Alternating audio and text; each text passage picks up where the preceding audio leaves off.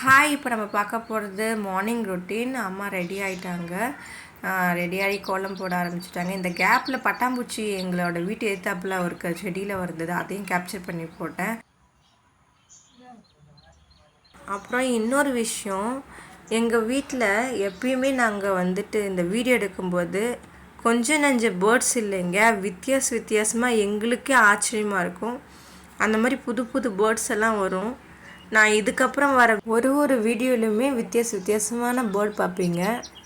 ஃபைனலாக எங்களோட கோலம் முடிஞ்சிடுச்சு. இன்றைக்கி கோலம் எப்படி இருக்குன்றதை கமெண்ட் பண்ணுங்கள். அப்புறம் எங்கள் வீட்டில் நிறைய ஹைபிஸ்கஸ் பூத்தாங்க, அவங்களையும் கோலத்தில் வச்சு இன்னும் அழகுபடுத்திட்டோம். இந்த கோலம் எப்படி இருக்குன்னு சொல்லுங்கள். இன்னொரு விஷயம், சப்ஸ்கிரைப் பண்ணாமல் நிறைய பேர் எங்கள் வீடியோஸை பார்க்குறீங்க.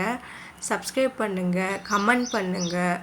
இப்போது டீ குடிக்க ஆரம்பிச்சிட்டாங்க. இந்த மாதிரி விஷயங்கள் நாங்கள் எப்போனா தான் பண்ணுவோம், அடிக்கடி பண்ண மாட்டோம்.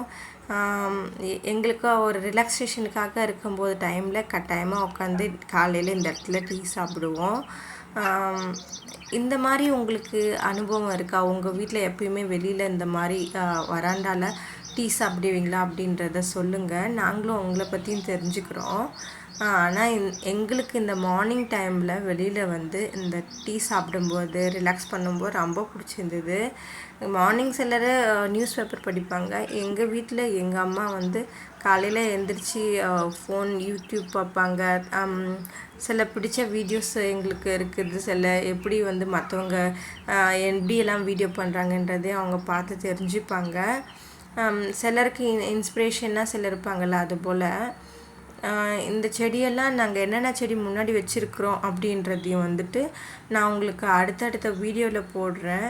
ஏன்னா ஏற்கனவே பேக்யார்டில் இருந்த செடி எல்லாத்தையும் நான் உங்களுக்கு வீடியோவை போட்டுட்டேன்.